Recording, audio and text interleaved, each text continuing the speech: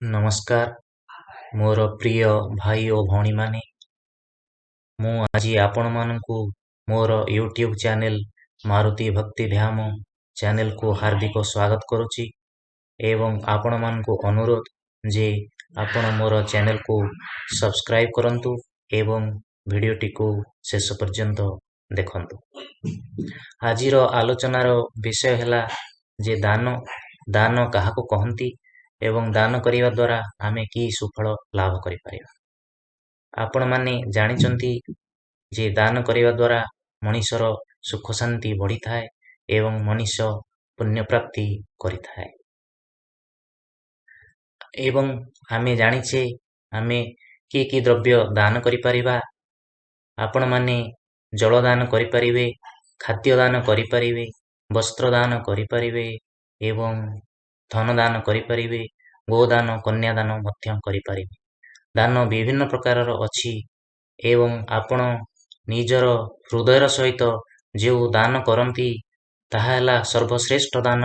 ଏବଂ ଯଦି ଅନ୍ୟ କେହି କହିବା ଦ୍ୱାରା ଆପଣ କିଛି ଦାନ କରିଛନ୍ତି ତାହା ହେଲା ମଧ୍ୟମ ଧରଣର ଦାନ ଏବଂ ଯଦି ଆପଣ କୌଣସି ଭିକ୍ଷୁକ ଲୋକକୁ କିଛି ଦାନ କରୁଛନ୍ତି ତାହା ହେଲା ନିମ୍ନମାନର ଦାନ ଏବଂ ଯଦି ଅନ୍ୟଠାରୁ କିଛି ପାଇବା ଆଶାରେ ରଖି କିଛି ଦାନ କରୁଛନ୍ତି ତାହା ହେଲା ନିଷ୍ଫଳ ଦାନ, କାହିଁକି ତାହା ଦାନରେ ଗଣତି ଯିବ ନାହିଁ ଏବଂ ଅନ୍ୟଠାରୁ ପାଇବାର ଲାଲଚରେ ଆମେ କିଛି ଯଦି ଅନ୍ୟକୁ ଦଉଛେ ତାହା ହେବ ନିଷ୍ଫଳ।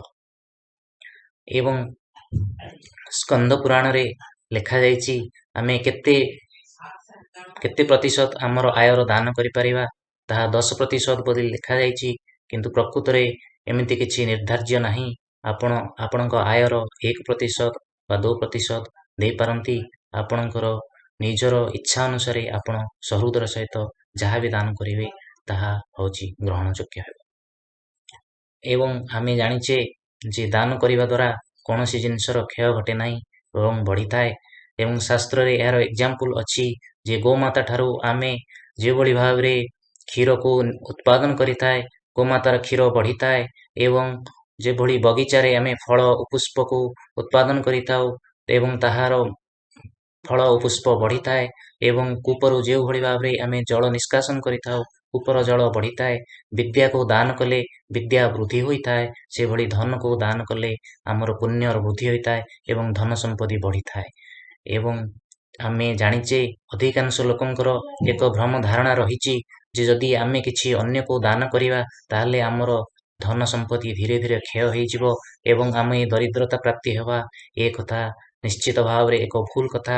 ଏବଂ ଯଦି ଆପଣ କିଛି ସହୃଦର ସହିତ ଆପଣ ଦାନ କରୁଛନ୍ତି ତାହେଲେ ଆପଣଙ୍କର ଧନ ସମ୍ପତ୍ତି ନିଶ୍ଚିତ ଭାବରେ ଧୀରେ ଧୀରେ ବଢ଼ିବ, ତାହା କେବେ କ୍ଷୟ ଘଟିବ ନାହିଁ। କିନ୍ତୁ ଆଜିର ଦୁନିଆରେ ଆପଣ ଜାଣିଛନ୍ତି ପ୍ରାୟ 10% ଲୋକଙ୍କର ଧନ ସମ୍ପତ୍ତି 90% ଲୋକଙ୍କ ଠାରୁ ମଧ୍ୟ ଅଧିକ। ଆଜିର ମଣିଷ ଆଜି ଏତେ ଧନ ସମ୍ପତ୍ତି ଠୁଳ କରି ଚାଲିଛି ଯେ ଏ ଜନ୍ମ ପରଜନ୍ମ ଏବଂ ବହୁତ ଜନ୍ମ ପର୍ଯ୍ୟନ୍ତ ବି ତାହା କେବେ ସରିବ ନାହିଁ। କିନ୍ତୁ ଆମ ସମାଜରେ ବହୁତ ଗୁଡ଼ିଏ ଜରୁରତମନ୍ଦ ଲୋକ ଅଛନ୍ତି, ବହୁତ ଗୁଡ଼ିଏ ଗରିବ ଲୋକ ଅଛନ୍ତି ଯେଉଁମାନଙ୍କର ପ୍ରକୃତରେ କିଛି ଆବଶ୍ୟକତା ରହିଛି, ଖାଦ୍ୟର, ବସ୍ତ୍ରର, ବାସଗୃହର ଏବଂ କିଛି ଆବଶ୍ୟକତା ରହିଛି, ତାହେଲେ ଆମେମାନେ ସେମାନଙ୍କୁ କିଛି ଦାନ କରିବା ଦରକାର।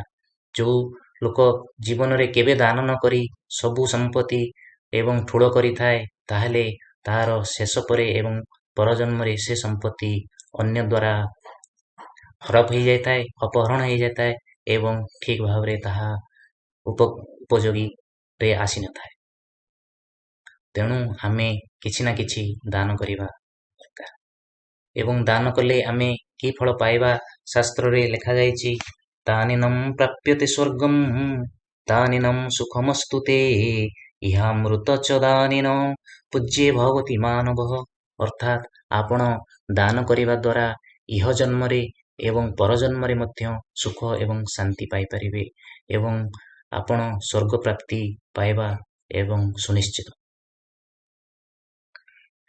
ଏବଂ ଶାସ୍ତ୍ରରେ ଲେଖାଯାଇଛି ଯେ 100 ଲୋକରେ ଗୋଟିଏ ଆମେ ସୁରବୀର ପାଇବା, 1000 ଲୋକରେ ଗୋଟିଏ ପଣ୍ଡିତ ପାଇବା, 10,000 ଲୋକରେ ଗୋଟିଏ କଥାକାର ପାଇବା ଏବଂ ଲକ୍ଷେ ଲୋକରେ ଗୋଟିଏ ଦାନୀ ପାଇବା।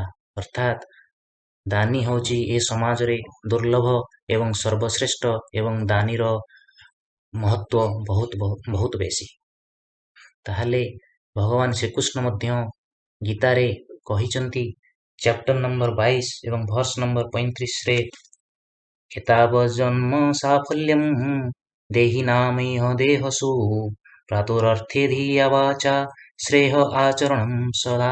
ଅର୍ଥାତ୍ ଆପଣ ଅନ୍ୟମାନଙ୍କୁ ଜୀବନ ଦାନ କରିପାରିବେ। ଜୀବନ ଦାନ ନ କଲେ ମଧ୍ୟ ଆପଣ ଧନ ଦାନ କରିପାରିବେ। ଧନ ଦାନ ନ କରିପାରିଲେ ଆପଣ ବିଦ୍ୟା ଓ ବୁଦ୍ଧିକୁ ଦାନ କରିପାରିବେ। ବିଦ୍ୟା ବୁଦ୍ଧି ଦାନ ନ କରିପାରିଲେ ଆପଣ ଭଲ ବାକ୍ୟକୁ ଦାନ କରିପାରିବେ। ଆପଣ ଜାଣିଛନ୍ତି ଯେ ଆଜିର ଦୁନିଆରେ ରକ୍ତଦାନର ମହତ୍ତ୍ୱ ବହୁତ ବଢ଼ିଯାଇଛି ଏବଂ ରକ୍ତଦାନ ଜୀବନ ଦାନ ସହିତ ସମାନ ହୋଇପାରିଛି। ଯଦି ରକ୍ତଦାନ କରି ନ ପାରିବେ ତାହେଲେ ଆପଣ କିଛି ଧନ ଦାନ କରିବେ। ଧନ ନହେଲେ ଆପଣ ବିଦ୍ୟା ଦାନ କରନ୍ତୁ, ତାହାଦ୍ୱାରା ଲୋକଙ୍କର ଉପକୃତ ହେବ। ନହେଲେ ଆପଣ ଅନ୍ୟମାନଙ୍କୁ ଭଲ ବ୍ୟବହାର ଦେଖନ୍ତୁ, ତାହେଲେ ସମାଜର ମଧ୍ୟ ମଙ୍ଗଳ ହେଇପାରିବ। ଏବେ ଆସନ୍ତୁ ଆମେ ସମସ୍ତେ ସହୃଦୟର ସହିତ ସମାଜରେ ଜରୁରତମନ୍ଦ ଲୋକଙ୍କୁ ଆମେ କିଛି କିଛି ଦାନ କରିବା ପାଇଁ ମନ ବଳେଇବା। ତାହାଦ୍ୱାରା ଆମର ସମାଜର ନିଶ୍ଚିତ ଭାବରେ କଲ୍ୟାଣ ହେବ। ଧନ୍ୟବାଦ।